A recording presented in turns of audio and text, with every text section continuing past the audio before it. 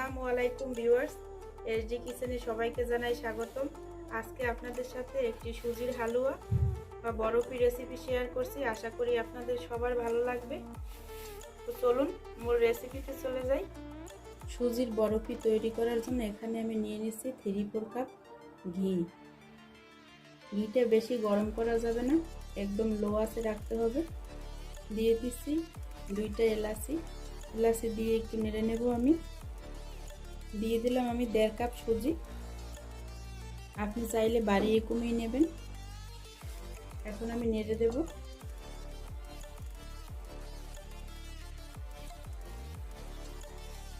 সুজিটা আমার কম আছে, আস্তে আস্তে করে ভেজে নিতে হবে। এই সময় চুলার আঁচটা একদম বাড়ানো যাবে না, তাহলে আমাদের সুজিটা পুড়ে যাবে। এইখানে চাইলে আপনি অর্ধেক ঘি অর্ধেক তেলও ব্যবহার করতে পারেন, আবার তেল দিয়েও করতে পারেন, কিন্তু তেল দিয়ে খাবারটা বানালে স্মেলটা অত সুন্দর আসবে না। সুজিটা আমার ভাজা হয়ে গেছে। এখন আমি দিয়ে দেব 3 কাপ দুধ। এখানে দুধটা অবশ্যই উষ্ণ গরম দিবেন, তাহলে আর দলা পাকিয়ে যাবে না সুজিটা।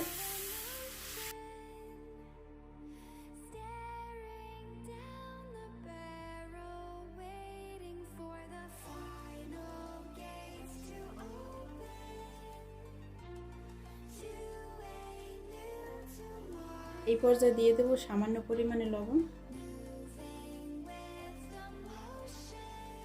দিয়ে দিচ্ছি 1 কাপ চিনি।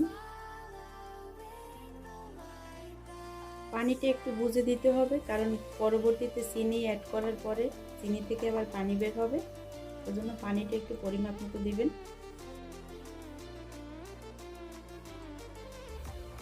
এখন পানিটা আমি শুকিয়ে নেব।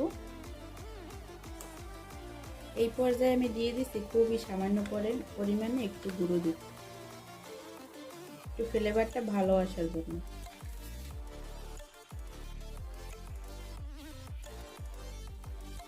আমার সুজিটা প্যানের গা ছেড়ে ছেড়ে আসছে, প্রায় রেডি হয়ে গেছে।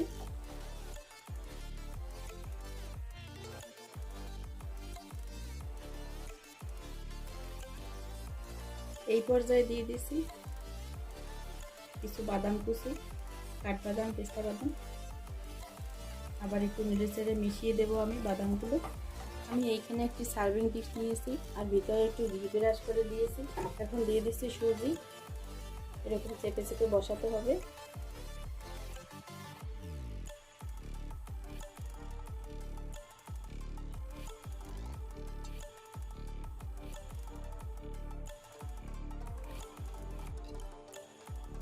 আমার হালুয়াটা সুন্দরভাবে সেট করা হয়ে গেছে।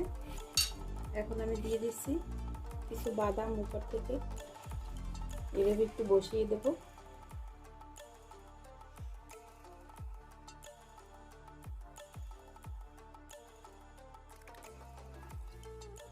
এখন 10 মিনিট আমি সেট হতে দেব। 10 মিনিট পরে আমি কাটব। উপর থেকে আমি কিছু মাওয়া ছিটিয়ে দিচ্ছি। এই যে এটা অপশনাল, হাতের কাছে থাকলে দিবেন, না থাকলে না, কোনো সমস্যা নেই।